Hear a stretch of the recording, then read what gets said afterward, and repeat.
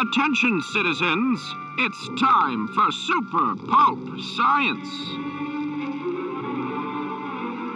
This is Super Pulp Science, where we talk about how genre gets made. I'm GMB Kamichuk, a working writer and illustrator.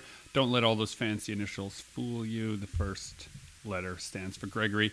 I am here without my long-suffering co-host. Yeah, where is he? He is on a mountain somewhere. Like all good gurus, he has retreated. Metaphorical mountain. Metaphorical mountain. No, he's on a real mountain. He's on a real mountain skiing, I think. Justin, we miss you. So Chasing Artwork, known the world over as Justin Curry, is not here today. He is on a vacation. I have brought instead two ne'er-do-wells from our studio environment, Lyndon Radchenka and Dr. Jonathan Ball. And today we are going to talk to you about a topic that has been on a lot of our minds recently, which is the intangible benefits of publishing your book with a traditional publisher. Now, if you're a longtime Super Pulp Science listener, you know that we tend to push really hard on the do-it-yourself model, the cut everyone out of the middle, the control your means of production. I'm still for all of those things. But we do a hybrid model. Anyone who's listened to more than 10 episodes of our show know that we take all of those strengths and then we take all of the strengths of traditional publishing when we can get it. And I realized upon reflection that we have not really talked about the benefits of traditional publishing. I'm traditionally published by a number of publishers, Renegade Arts Entertainment, Portage and Main Press, Great Plains Publications, C2, Insight Editions, Printed in Blood. These are all traditional publishers, and I like working with all of them. So important to say that for every book that we have out traditionally, we have 2 or 3 out non-traditionally, and I think that that's a good ratio. Gentlemen, give your publishing bona fides. Tell our dear listeners what books you've had out with traditional publishers so that if they're playing the Google search it game, they can look for what we're talking about. Almost all my books are out with traditional publishers. So I've done a few self-publishing projects. Like I've published some comics, but most of my comics are out with heavy metal. I've published a couple, books. I mean, you could say it's self-published. I'm a publisher, but I'm publishing other people sometimes, right? But when I publish my own stuff, that's just considered as self-published. So I've done a couple of books that way, but for the most part, my books are out with other publishers. So I've done 3 books with Coach House Books. I've done 2 books with Book Hug Press. I've done a book with the University of Toronto Press. I did a book with Insomniac Press. And I'm sure there's other publishers I'm just forgetting at the moment. My apologies to them, but most of my books are out with other people. Yeah. Hilarious question. My first 2 books, Infinite Universe and What Will Not Last, were traditionally first self-published, then picked up to be republished traditionally by a small publisher called Mythos and Ink Press that subsequently ceased to be a publisher. R.I.P. And then I sold a comic series, There Was Another Life, to a small comics publisher, and it's solicited in Diamond. And then that publisher also ceased. Well, I don't know if they ceased to exist, but they pulled all of their books and gave me my rights back. So that book was then canceled also. And now Hero Man is with At Bay Press. You can pick it up next month and change from all your favorite local booksellers. So hold on, just to be clear. It seems that any association with you whatsoever leads that company into insolvency. Is that what I'm not going to say no. Okay. We'll see. Track record has indicated as such. At Bay Press is currently publishing, I think, 15 Canadian titles. Good luck, At Bay Press. Year. Yeah. And Zach Schuster and I are coming for you. Yeah. Oh my goodness. Destroyer of publishers. But it's a nice mix. So you're again, somebody like you who's mostly quote unquote self-published, but done some traditional publishing. Me, who's mostly traditionally published, but done some self-publishing. And Lyndon, who's kind of in the weird middle position where he's had the same project, both traditionally and self-published. Well, I'm trying to get self-published, and all the publishers keep failing me. Yeah. Mm-hmm. So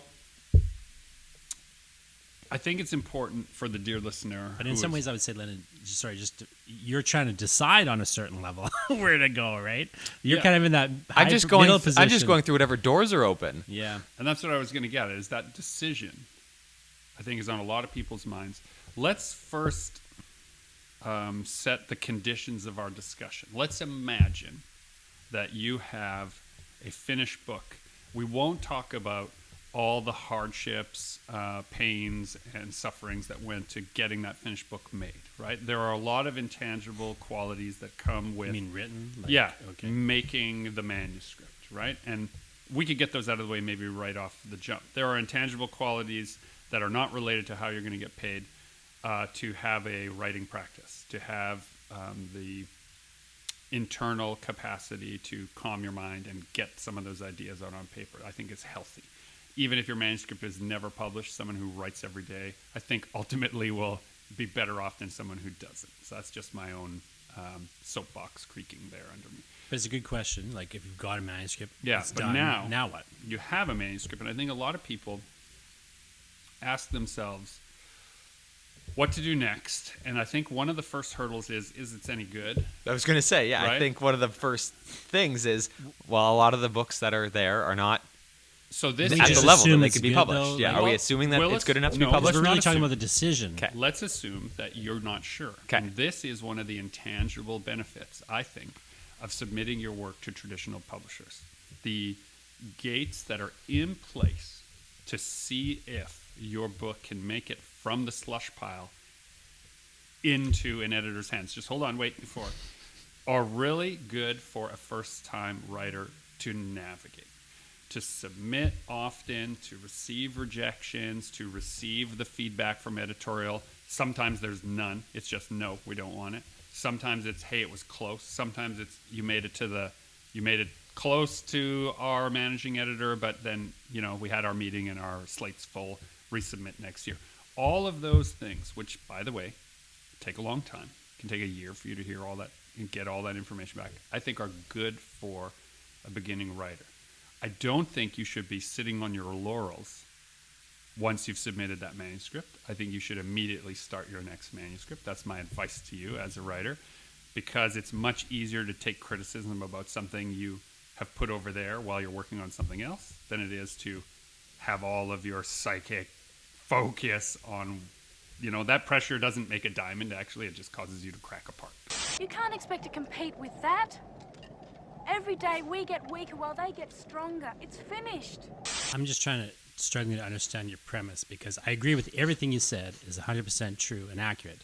But I don't understand the idea that you could have a manuscript written and not know if it's any good. That's for another discussion. That's a whole other podcast topic. We'll talk about how to evaluate whether you think your work is good or not. Okay, so we're assuming it's good? We're assuming that you're confident enough in it that you want to try sending it up. Got it. Okay? So it may not be good, but you're still trying to decide what to do with it. I know I'm on board. We've all done books that we were confident enough that we sent out, and then it turned out they weren't any good, and we had to do more work. I still consider myself one of those people. I consider myself what's called a 95%er, which you're almost good enough to be in a major or a mainstream publisher, but a lot of the mainstream stuff is not quite there.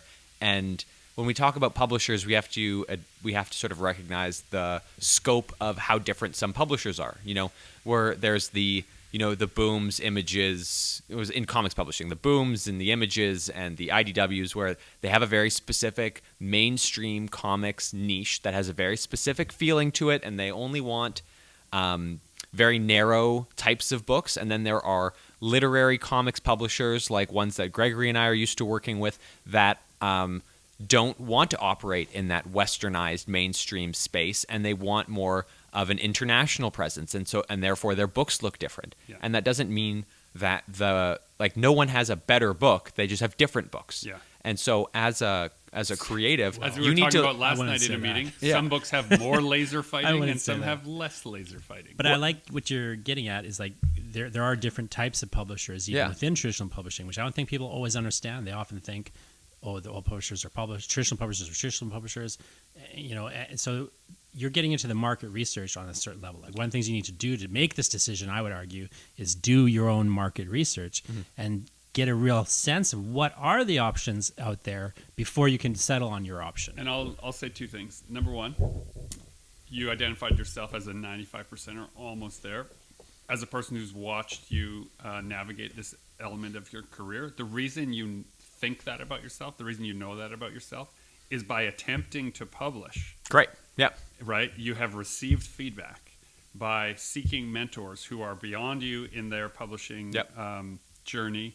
You have received important feedback. You've listened to that feedback, and you have decided that, I'm so close, and if I just add that last 5%, you could get somewhere. Yep. You got that by trying to go the traditional publishing route. This Correct. is one of those intangible benefits of attempting to be published traditionally. It teaches you about your own writing process.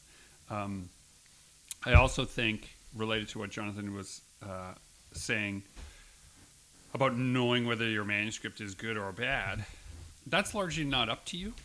Knowing whether or not, because the audience decides, right? Well, the editor decides. And also,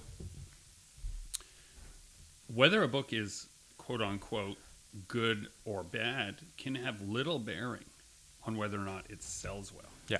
Right? So marketability is a whole other thing. And a good way to learn how that works for you is to give it a shot and see what people are saying. But another thing Jonathan was saying is do this market research. And if you're new to publishing, sounds like a very daunting task, but I'll give you the simplest method for market research that I know. Go into a bookstore, buy 3 books that you like, based only on your own interest. Then go home and look up the publishers. Yep. See the other lists that are on there. And that will give you some market research. Yep. You'll know what they're publishing and who their target market is. Because, dear listener, it was you. Even more simply than that, you could just look at the book is on your shelf. Like, what books have you been reading that you think are like your work? You know, if you were imagining yourself on a bookshelf, a magical bookshelf of someone else, you know, again, what else is on that bookshelf of people like you? And then you go look up, as you say. So you probably own a bunch of those books already because you're probably fans of those people, and you can look up the publishers. You can look up you can look in the back and see what agent they're thanking. Here's why I suggest go to a current open bookstore, like one that has doors, not an online While space. they can remain open. Right? No, because that's what's current. Yeah. My shelf has books that go back, 150 years, Yeah. and also have stuff that came out last month, because I'm a bit of a Wednesday warrior. So those things, right, create a skew if you look at my shelf, because it's just what I like. Whereas if you go into a bookstore and you see what catches your eye right now, it means that's what those publishers invested in last year, and that's a little bit more current. And then, again, you're holding that book. You come to the cashier. Here's some more market research. You can ask them, how's this book doing? They will actually tell you, oh, man, that's selling like crazy. Or, oh, no, we only brought in 3 copies. We only ever bring in 3 copies of that publisher because it's a real niche thing. Yeah. Right? Yeah. You can get that information just by being a customer that is not afraid to ask a question or two while you're at point of sale. Just to move a little closer to the thing you really want to get at, I think it's worth discussing one of the reasons people do publish traditionally. I find, correct me if I'm wrong here, but when I see people discussing like publishers and why they're traditionally publishing or trying to seek a traditional publishing contract, trying to get an agent, all these things, they're almost exclusively focused on the size of the advance. And that is sort of one of the big ideas in terms of traditional publishing. People have this idea that, well, that's how you get a large advance, is by going to a traditional publisher, which is true. That is where you can find a large advance. And just I would say it's the worst reason to ever go to a traditional publisher. So I'm going to play dictionary for the dear listener. An good advance is your advance against earnings that a publisher looks at your manuscript, they look at the marketplace, they do a calculation, and they say, oh, I think over the lifetime of this book, it might earn $100,000, at which point we're going to offer you X for that book. And that X fluctuates wildly based on you. You're the X in this instance, right? You could cue the Spock song from the musical episode, right? You can try to solve for X here. The incomparable here is that... Intangible? No, this is incomparable. If you compare me to Lyndon, right, that's just two authors, two different authors. If it was a Fortnite game, right, it's just two skins. One of them looks like Lyndon, one of them looks like Gregory. In terms of how the game is played, you don't know until you start. And so if you, however, have a profile, if you're famous somewhere else, they'll often increase the advance even though they don't know whether or not the book will sell. But if you're not famous, this is where we so all... obviously if you're famous, you should go. You got options that other people don't have. Yeah, you should So kickstart your assume book. like us, we're not famous. Well, I don't want to get into advice for famous people, but Like if you're Brandon Sanderson, just That's- make your own book. That's our next but podcast. Advice for famous. because it's a lot of it doesn't apply, right? But when I see people talking about like, should I go traditional or should I go self-publishing, they're often focused on money. Traditional publishing is where the money is, they think. Now, it's not true necessarily, but it is true in terms of advances. You will not get an advance if you self-publish because there is no one to give you the advance. Yeah. If you publish traditionally with a smaller publisher, you're unlikely to get a sizable advance. The largest advance I've ever gotten is $1,000, which is large for the publishers that I tend to deal with. That's considered a large advance, amongst those publishers. Or at least it's a decent small advance. They would give out larger ones for other people easily, I'm sure, but they're not going to get up to the realm of six figures, right? Like a six-figure, a high five-figure, even a five-figure. Never mind a high five-figure. Never mind a six-figure advance. You have to really be in the traditional publishing realm. You probably have an agent who works with large publishers and so on and so forth. People will fixate on that, I find, as a reason or the reason to be traditionally published. I think it is probably the worst reason to be traditionally published. And let me tell you why that's true. The book market changed in a significant way. There was a time when big publishers developed an author. They allowed them to have a few books to help find who it was their demographic was, and then once they targeted that demographic with 3 or 4 novels, then they would double down and really push a big... This was the time when there was a bookstore in every airport, there was a bookstore in every mall, there was a bookstore in every neighborhood. Those times are over, so publishers aren't doing that. So if you're already famous somewhere else, your advance is going to be high, and if you aren't, it's going to be low. Greetings from the Humongous, the Lord Humongous, the warrior of the wasteland, the Ayatollah of rock and roller. So I'd like to talk about what I think about when I'm trying to decide whether to self-publish a book versus take it to a publisher. And there are 2 factors to that only: money and audience. Because as we know, right, traditional publishing is not the path you take if you want to make money at our scale.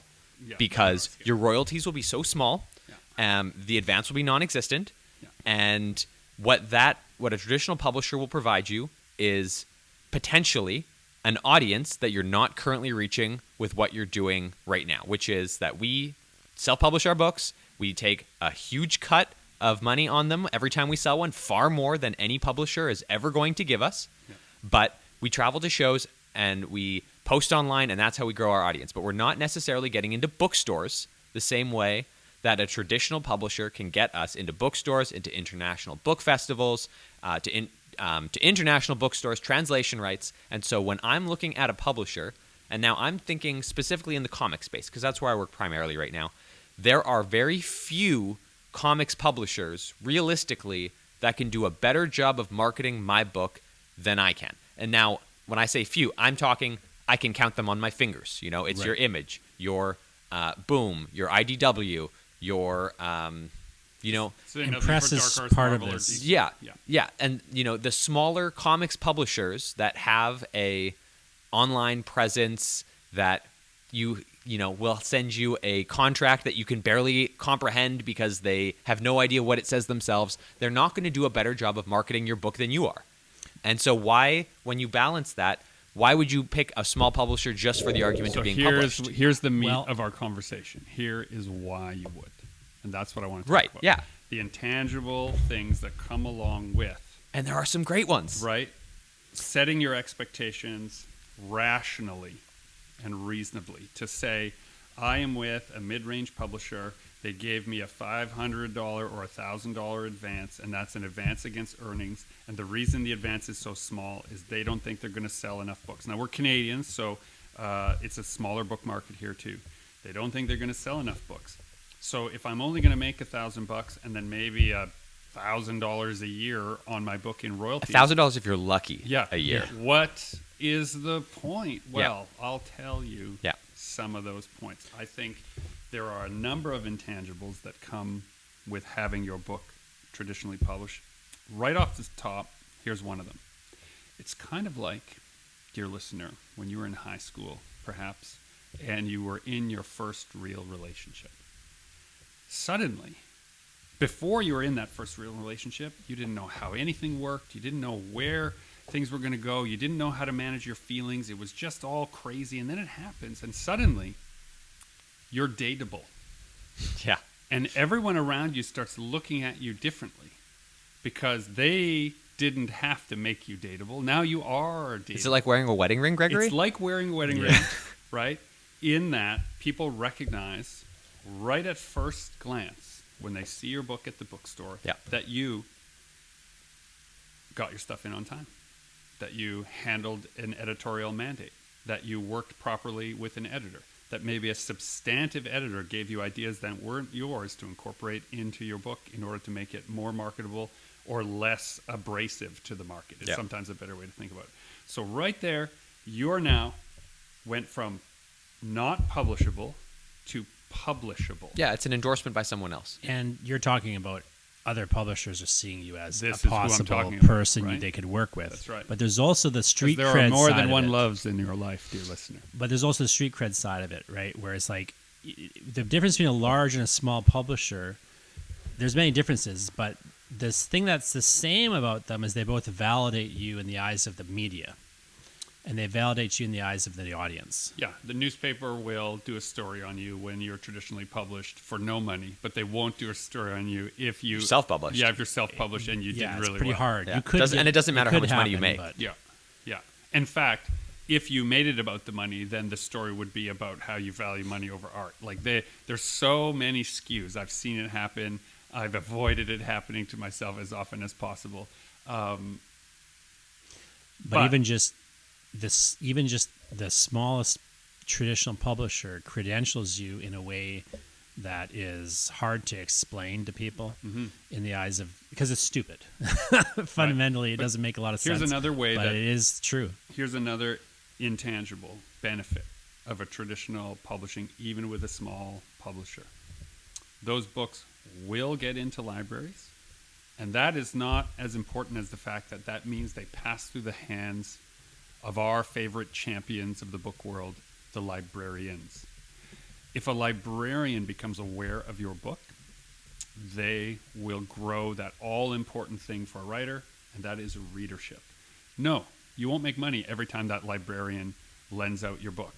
We'll talk about PLR in a minute, public lending rights. There is a little bit of kickback, but for the most part, if a librarian sees that diamond, they will become the champion of that to readers. They know what their readers read, and they know what their readers want, and they will make those suggestions. I'm talking specifically now about teacher librarians who understand and spend a lot of time with the same students, with the same people over and over and over through the years, and they develop this profile on what people like and how they read it. And a book that starts to fall apart because it's being read, the librarian immediately orders another one, right? Maybe a couple. So that you can't do that walking off the street and saying, hey, I published this story. Can you please give it to your students? There is no way that is happening to you. Yeah, that credentialing or that endorsement, the fact that you're in a bookstore, the fact that maybe you're in libraries, the fact that, they can Google and find your publisher, the fact that maybe you're getting press, all that stuff, as you say, there's an intangible benefit or boost to your profile as an author, and then that can kind of unlock other things for you, like doing class visits. We haven't even talked about the most tangible benefit that a new creator can access after being with any publisher, small, medium, large, and that's access to grant funding. In Canada. Well, because we're in Canada. Yeah. The U.S. doesn't have that. Yeah. But That's a in very Canada, good point. In Canada, you have you potential, at least, you never know if you're going to get a grant. Yeah. People sometimes think you're just automatically guaranteed a grant. You may never get a grant in your whole life. but you're able to apply for them. But you can apply for them, Yeah. and that's sizable chunks of money potentially to really help move projects along and to And for make the it so dear you don't have to listener worry from about money afar, as our much. Canadian granting body has the following mandate. I'm basically summing up Jonathan's summation of the granting system now. gosh. So this is a quote of a quote of a quote.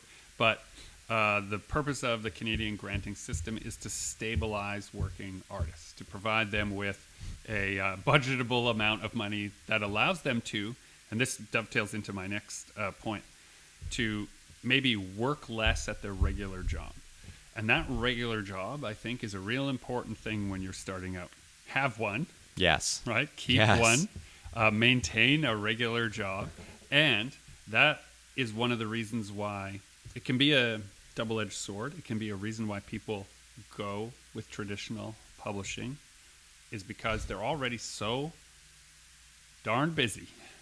Could they possibly market, promote, travel, do all the stuff required to get your book seen? No, they're at work and they need that work.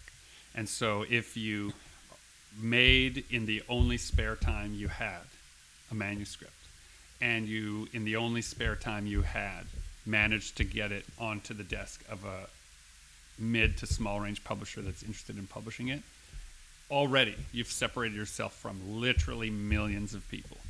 And so you could just call that a win and go back to work happy that your book will show up in a store. Maybe it'll only be in the stores for a year, but that separates you from millions who just think about doing it. Yeah, so that separation, if you want, you can build a whole business around the separation alone and never even have to be worrying about selling books. That's what business people do, right? They'll publish a book as a loss leader for their business. Now, creatives often are not exactly doing that thing, but they can do that same sort of thing.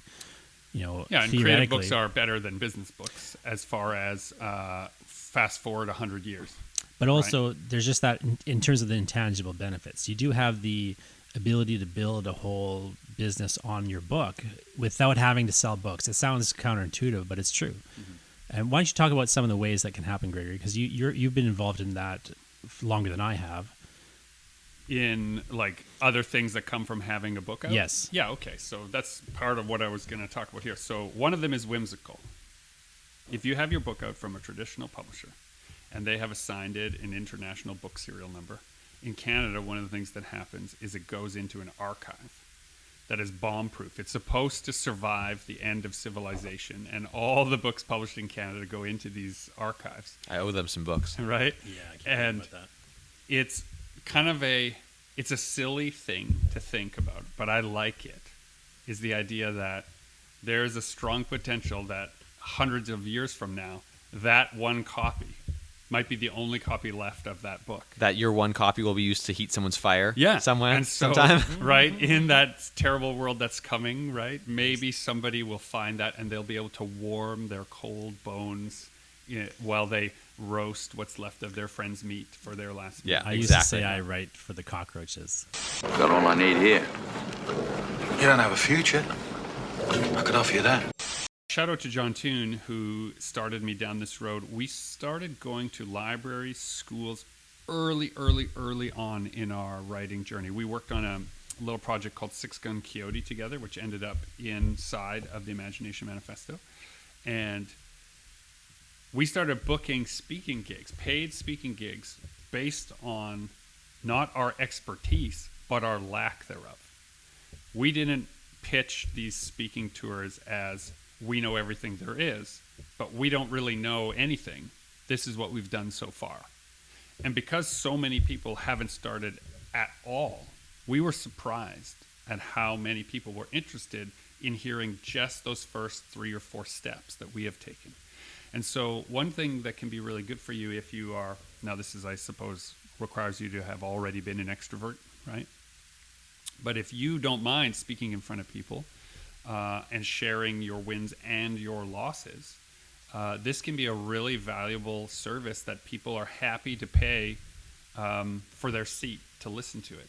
And this is, again, a really important part is we brought our receipts. We would show Stuff we spent money on, that was a bad choice. Stuff we spent our time on, that was a bad choice. Drafts and rewrites that we did that were a waste of our time. And then we also showed our wins. So we tried really hard in those very early days not to say, come to our Making Comics workshops, we know everything. But come to our Making Comics workshops, we just did something right, and we want you to be able to do that right thing. Here's the 10 things we did wrong before that one right thing, and we shared that. And that became kind of a regular revenue stream for, well, to this day. Yeah. Where we just don't pretend to be experts. We pretend to have done this thing, and I'll tell you all the things I did wrong on the way to it. So, of course, though, the corollary to that is, so I think that's a brilliant approach, but the other side of it is, of course, what people often do is become experts. You know, the fact that you've got a book out on a topic, in nonfiction, of course, credentials you as an expert. Now, even in fiction, it's worth pointing out that you do have a level of expertise. You may or may not have done, for example, research on a topic that goes into the book. You've got the book itself. You can even spin your lack of expertise in, but the point is you've got like this speaking. You're a person that even is an expert on the mistakes that they made. That's right. So here's the thing I'll say about being an expert on writing, and this is Rick Chafe said this so beautifully when we were working on Red Earth. I asked him, because he is a Governor General award-winning playwright, and I basically looked at him and was like, okay, you're going to make this great, right? This is up to you. And he said to me, and I'm paraphrasing now, but he basically said to me, Gregory, you know, every story when you start is identical to the first time you ever wrote a story. You have no idea how it's going to work. You just do your best. And the only thing different between me and someone else is I finished a whole bunch of things before now. So I know I can finish. That's the only thing I know for sure, is that I can finish it. Whether it's any good or not, I have no idea until we try. And so if you have that as an internal rhetoric when you go to speak, even if your book was popular, that really wasn't up to you. So don't claim you don't want that to be you egotistical know about the it. secret to popularity. And if your book was a total flop, that's not really up to you either. So don't claim that you don't know anything. Just tell the story. So that's one good... Even if you're just talking about, you know, the plants you plant in your garden and it has nothing to do with your book. The point is you have an intangible profile now because you published a book. You can have a whole speaking career if you want. Now, I don't know if you want it, but you can, you know, and so it could be a sideline, it could be a thing you do sometimes. I like to joke when I publish my book. Someone has asked me, do you ever read your books after they've been published? And my joke about it is, I'll only read them if you pay me, you know, but sometimes that's what they do. They'll pay you to come and read your book. So bookstores will sometimes pay an author to come and do a reading. Libraries will sometimes pay. Schools will sometimes pay. Classrooms will have a budget for paying. Comic conventions, literary conventions will sometimes have a speaking fee. There can be a fee just to arrive. There can be a fee to participate in a signing. There can be all of these things. But none of those things are available to you off the top if your book is not traditionally published. Right. So one of the ways I've navigated this part of my career is that I kind of do one for them, 2 or 3 for me. And that allows me to have books that are in bookstores, have books in libraries. Someone Googles you and they find all of these, you know, nice reviews, or sometimes even bad reviews, but reviews, right? And so now you are a known entity. So now they can decide whether you come in. My work so let's just go down. So speaking fees you get press from it, you get reviews as a result of that. Your searchability, your SEO is way up. Your books are in libraries. If your books are in libraries, in Canada, you get something called the public lending rights. So that very simply is they do a cross-section search of how often your books appear in libraries and then pay you a royalty based on that. The logic for that, dear listener in Canada, is that if your book is in a library a lot, it's not being purchased traditionally. And so in order to support well or often read writers, there should be some remuneration, so they do that. Other publishers know who you are. If other publishers know who you are, then agents know who you are. If other agents know who you are, then maybe they will suggest the right person to come to you. If agents, publishers, and the public know who you are, then when you're at these public events, other things happen. documentary crews show up. That happened to me, and then want to make a movie about the inside of your life. Filmmakers show up and say, hey, I have an idea for a movie. Do you want to work on it? Other comic people show up and say, can you do the cover of my comic? Book publishers show up at you. But you have to exist in order for people to be able to approach you. And so all of these things are possible because a publisher paid you 10% royalty on a short-run book That you're not making any money on. that you're not $100 quote unquote not making any money on. Yeah. And so all those things add up. Let's quick. Plus, of course, as Lyndon points out, you've got grant access potentially. Let's also just quickly dispel the obvious thing that people are going to say when they listen to this. They'll think to themselves, and they may even say to themselves, well, but what's the difference between, traditional published? Isn't all that stuff also truly, shouldn't it be available to you if you self-publish a good book? What's the difference between traditionally publishing a good book's a good book? Sure, it's true, but it doesn't matter. This is how the things are and how it works. Yeah. It's almost impossible to get that stuff if you're only self-publishing. It does happen from time to time. Those are outliers. Traditionally publishing. I couldn't name an Amazon POD top-selling author. Like I don't know those names. Sure, you could. No, a POD author, not a traditionally published author. Someone who has POD. Well, I know one because we know him personally. Well, they exist. Exactly. But of course they exist. But But the I don't point know is who they are. they're outliers. But I don't know who they are. Chuck Tingle, you know who that is. No. Oh, you gotta brush your chops. You got to your pop culture chops. You Lyndon. got to start tingling. Is that Even what I you're know saying? who Chuck Tingle is. Dear listeners, Dear listener, if you're you know 100% who Chuck right. Tingle But is, people think, please make a comment But people, if you're below. listening to this and you're thinking to yourself, well, surely all that stuff would be accessible to you as a self-published author. No, it's not. It doesn't make any sense. I agree, but it isn't. Yeah. And the other thing to keep in mind is that you probably, if you self-published your book, you can't traditionally publish it now. Very Rarely. common wisdom, maybe experience more than wisdom, because I don't Yeah. think it's very wise. But the experience is if your book has been in the world, another publisher doesn't want to go back to the same well. And I can understand. Let's just. And now we're not getting into the merits of why that Exceptions makes being sense or not. comics That's to just some how it degree. is. I'll give them some math merits. I'll stand for this brief moment on the side of the traditional publisher and say, if you're just looking at the math, and they are already looking at pretty dismal returns all across the board, anyone that is going to take a bite out of those initial sales, they're nervous. Yeah, those 20 or 30 copies you sell to your family. Not even that. If you kickstarted a book and you sold 1,000 copies of it already, well, maybe they think maybe that's the only 1,000 copies that could ever have been sold. I disagree. Yeah. I happen to believe that you have proven there is a market for the idea, but I'm not the accountant managing hundreds of titles a month for a publisher, trying to figure out where best to spend that money. So it's different. Yeah, regardless of whether it makes sense or not, it's the case. You're correct. If it's self-published, you got some exceptions, but for the most part, you're not going to get it taken on by traditional If publishers. you're already famous, then you can break those rules. It is, Yeah. though, I think it's just a good caveat to say, like, when you're listening to this, people, and you're thinking, well, that doesn't make any sense. Yeah, we agree that it doesn't make any sense, but this is the reality of the situation. So what can you do if it doesn't make any sense? You can use your traditionally published book, and then that other book that you have been rejected 5 or 6 times, and in those rejections they said, maybe you should get some substantive edits.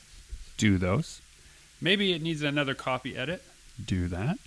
Maybe you should send it to these 3 publishers. They might be interested, and you did, and they rejected it, but they were nice rejections. Oh, it's close, but we're full, or it's You're too a close to something else. 95%er. You're a 95%er.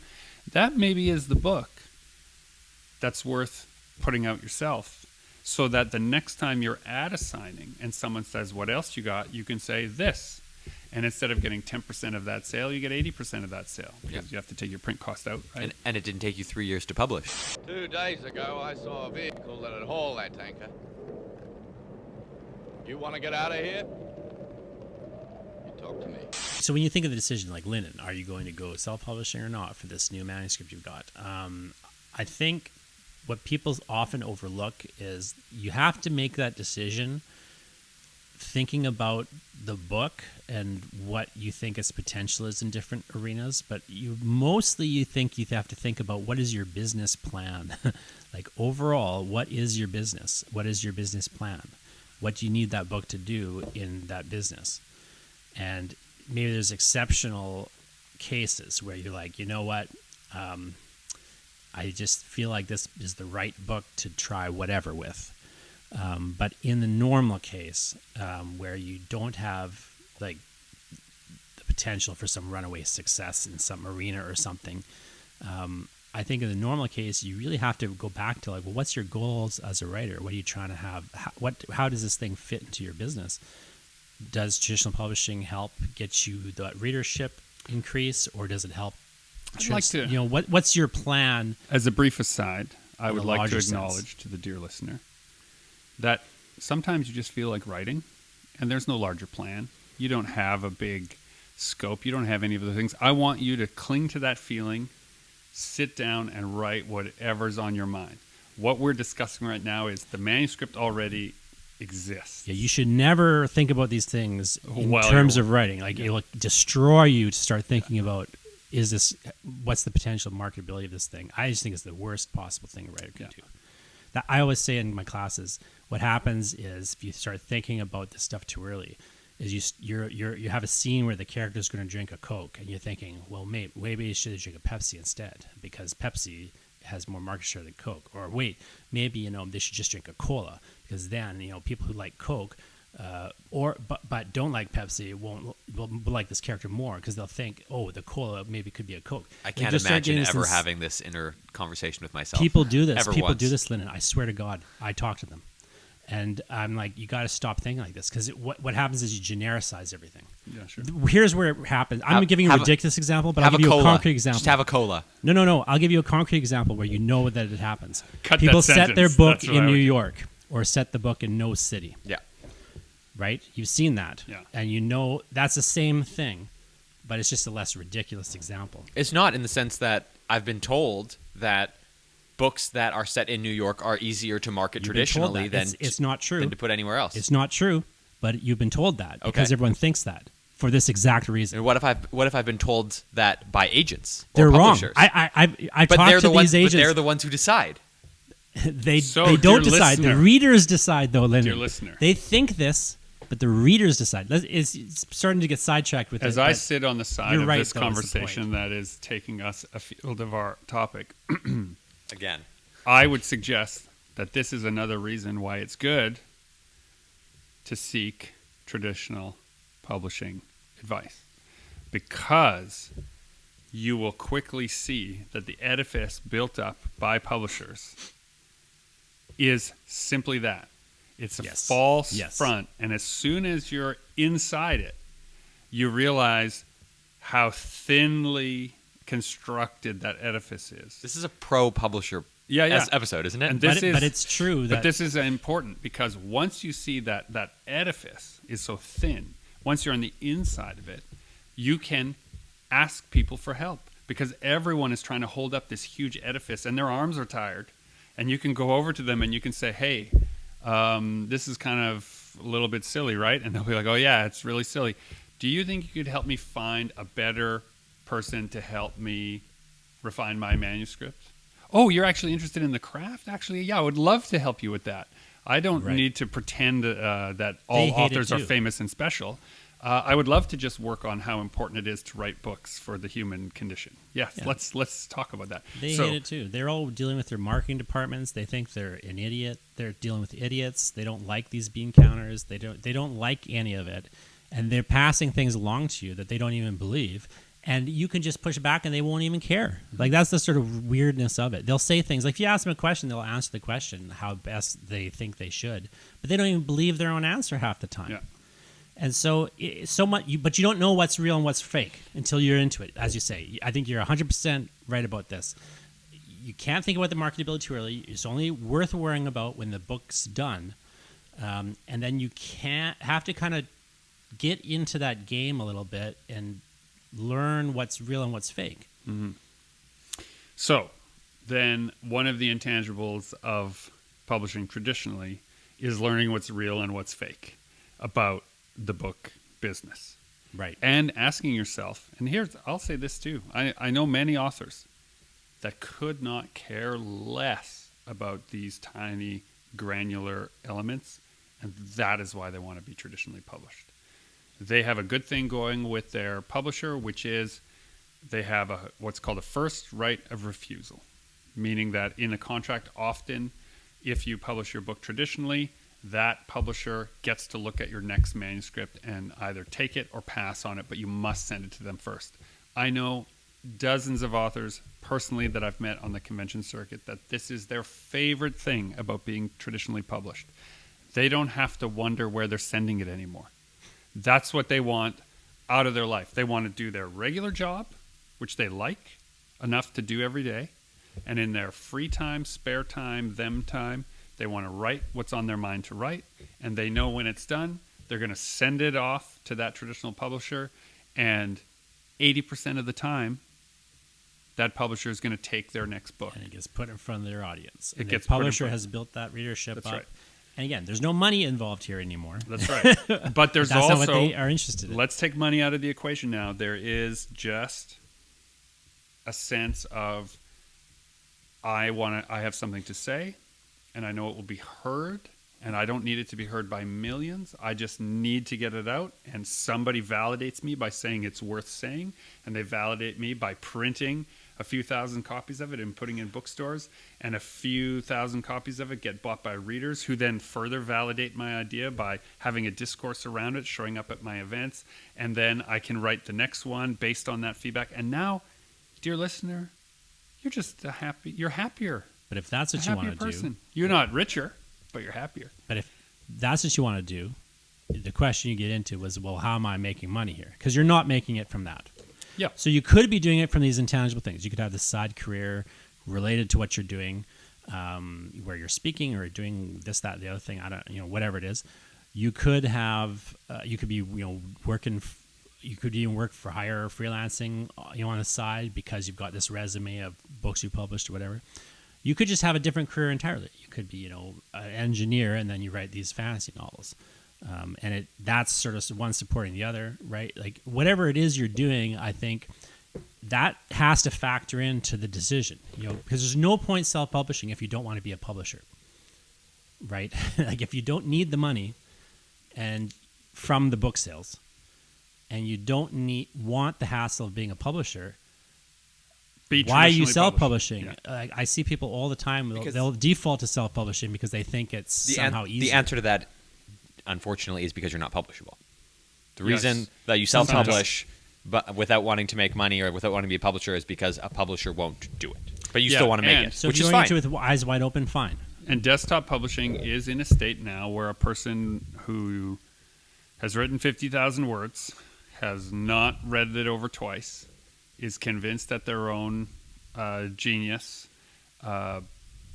is able to put that book up on POD, on Amazon, have AI generate a cover for them. AI probably generated part of the book or the blurb on the back also, and they enter the marketplace. And this is the stigma that is going to... There was a brief shining moment where the stigma of being self-published in regular publishing was starting to Was gone. erode. It was sort of okay. And now it's with all of these disingenuine tools that allow you to get to market, be first to market, be quick to market, generate content without any conscience. You're going to have traditional publishing pushing back even harder on what you're doing. So one of the ways in which we navigate that here at the studio is we go to the places where people accept that the work speaks for itself. And so comics they have a certain superpower in that if you open up a comic book, you at a glance, you know where it sits in how professional it is. You can just see it in the considerations of the artwork, the lettering, and the design. Even if you know nothing about artwork, lettering, and design, you know one that was quickly mass-produced with little thought and one that had care and artistry involved. You can tell the difference at a glance. And so when we're at conventions and we're in these environments, a more discerning public is able to say, oh, well, yeah, you printed this yourself, but it's obviously because right now science fiction isn't selling and you wanted to put your science fiction out, so you did this book yourself. Well, there's a myriad of reasons why you would self-publish. Yeah, I'm just making Or why up we one, right, self-publish, yeah. in the moment. I'm gravely disappointed. Again, you have made me unleash my jaws of horror. Let's trace back to that question. Lyndon's got a book. He's finished. He's not sure There's no whether advance. he's going to publish it or not. $500 Traditionally advance. Yourself. Okay. Well, he doesn't know whether she should try to take it out traditionally or self-publish it. He's trying to make that decision. So could you talk just, Lyndon, like, what are the factors that go into your personal decision? Like, not what, a person should think about. Yeah, I spoke about that. They are, can a publisher build me an audience that I can't do on my own? So that's what you're after at this point for you, is you want to grow the audience more than you want, say, money or other things. Yeah, because readers, I mean, I had a student once say to me, and this is like early on in my writing career, actually, Jesse Hamel, who we know well, he has designed the sound effects for Super Pulp Science. So shout out to Jesse Hamel. This introduction for Super Pulp Science, designed by him, an old student of mine, a very wise beyond his years gentleman, who, when I was much younger man, he said to me, I thought the purpose of writing was to be read. Who cares if anyone pays you for it? Isn't the maximum number of readers a sign of whether a book has done well, not how much you got paid to do it? And he is very conversant in how the internet works. And so at that time, the idea of how an idea could spread, this was before we had the word for it, which we now call memes, right? How an idea could spread so rapidly was a indication of whether the idea was worth spreading, is that it would spread, right? And so I've thought about that often, that if you're trying to build readership, you should take money out of the equation at first. I This is agree. what I'm trying to get I at, agree. though. If you want simply the most readers, there's an argument to be made that you should not traditionally publish the book, but instead self-publish it and give it away for free. No. I don't agree with that because So why don't you? That's why I want to get Because at. you do not have the infrastructure to give it away for free. No one is going to read it. You don't, Right. because you don't have the won't trust newsletter. You don't have the. Are you going to go on the street and Let me hand put it it out? to you another This way. is the thing, though, that people get caught up in because they're thinking about the early days Those of the guys who internet. hand out the Watchtower to you, do you take it? That's free. That's a great way to put it. But Right. in the early days of the internet, yes, you could do that. Cory Doctorow did very well doing this kind of thing. And then he made money as with In a the speaking early career. days of the internet. But these are... But times have changed, and people keep these are looking at the those late old days things. of the internet. The late days. Yeah. But I think that's a good thing to bring up. Like, we're kind of looped back in some ways, this world where the infrastructure is more available to people, and therefore it's harder to get readers to pay attention to anything. To get traction, yeah. And there is still the advantage, I would argue, that a traditional publisher has in that arena. Yeah. Now, whether that cachet is falsely maintained by the publishing syndicate is a completely other conversation. But the reality is that being with a traditional publisher gives you credibility that self-publishing will not give you. And there is such a value to that is disconnected from money that it's worth doing. And may, in fact, lead to money. So, when I look at a book that I'm hoping to get traditionally published, by getting an agreement with a traditional publisher, you now strengthen your ability to seek funding from grants to get money to make that book. Again, let's imagine that people are not in Canada. Here's another intangible about that publisher. And here's a little bit of advice. If you're going to go with a mid-range to small publisher, anyway, Yep. because that's who's interested, just do it in your own city. Find the one in your own city, and here's a good reason why. Then you can start going to their book launches. You can start being part of the community. You can be embraced by that community. You can learn so much by the community of writers that is right in your own city. If you're not going to be published by HarperCollins, right, and you're going to be published by a mid, it's much more advantageous to you that mid is in your own city and not in another city, so that you can see the people they're working with, you can understand the supply chain, you can meet the designer yourself, you can get on the phone with them, go for coffee. All of the stuff that makes publishing hard is easier if that small publisher is in your own city. I'd like to agree with that. But of course you won't. But he won't. because I his do name is I Dr. do agree Jonathan with Ball. it, but I'll tell It's a good you thing we why need to I wrap up don't right do away. it. I know. So I'm not saying you're wrong. I agree with what you're saying, but let me just give you the other side of why I don't do that. So I only publish with Toronto publishers. So that I don't That's need the to. most Jonathan Ball thing you've No, said it's true today. though, except for heavy metal. I only publish with Toronto publishers, or let's call outside of heavy metal. And the reason is because I don't want to live in Toronto. Yeah, sure. But all of them are in Toronto, and they get to go around Toronto, which is the center of the publishing industry in Canada. I have a much larger profile than I should have in this country Dear listener, because of this. In Winnipeg, we have a saying: it's better to go to Toronto than to go to a place you don't want to. Well, I would not Those are the same advise place. going to Toronto. But because I don't want to live in Toronto, but I want a national profile, I've chosen to work with Toronto publishers. Now, at this point, I would start maybe publishing locally. Although I like my Toronto publishers will probably still offer There's them. an idea though that somehow that an expert is only from like someone 1,000 kilometers away, and I think we got to get over that notion, right? I see You're what right, you're saying. but You're right. in you that- understand what I'm saying, though. Yeah, in the time scale that you and I are talking about where our careers were, that was a great move to get your books out from a Toronto publisher. But now I think that Here, the scene is much bigger than it used to be. Than it used to be. And I bet, dear listener, in the city or township that you are in, there's somebody who would take a chance on you and would like to develop that relationship. And the downside is that if it goes badly for you and you hate it, then, of course, you're poisoning your own well a bit. Well, but also to jump back to your earlier point of people send things out and then they should start working on another thing right away. What I find sometimes happens with people is they'll start overthinking this stuff, and they'll be like trying to figure out the perfect exact thing that they should do, as if they could control it all anyway. But what I often say to people is like, look, if it all goes wrong, you could always just write another book. Yeah. And don't forget that it doesn't all ride on this one decision you're making. If you do traditional publishing and it doesn't work out for you, then try another one with the next book. So, dear listener, if you are considering, if your idea, your graphic novel, your book, your project is ready for a larger audience, I think it's a good idea for you to take a look at how it fits into the present day landscape of published work. Go into a bookstore, look around, find one that you think is close. Then look at that publishing information. Take a picture of it on your phone if you're strapped for cash, whatever. Then look up that publisher website. Then look at their comparable titles.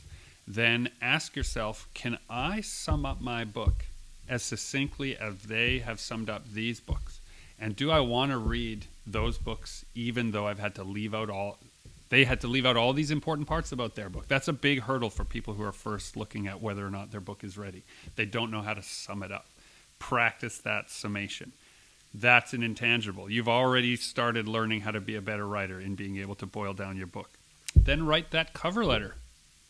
A really important skill to figure out. And it'll take you a lot of practice to get it right, to hit that right tone of brevity and wit all together with what your book is really about. And you'll practice that a whole bunch, but that's good practice for writing. Then once you have sent it out and you start waiting, fill that waiting time with more writing time. And then maybe that traditional publisher will get back to you, and maybe they won't. But that's for another episode of Super Pulp Science, where we have talked about how a genre gets made. We have had some brief arguments with Dr. Jonathan Ball, some insightful comments by Lyndon Radchenka, and some general brevity from GMB Kamichuk. That is me, and I'm encouraging you to join the fight and make comics.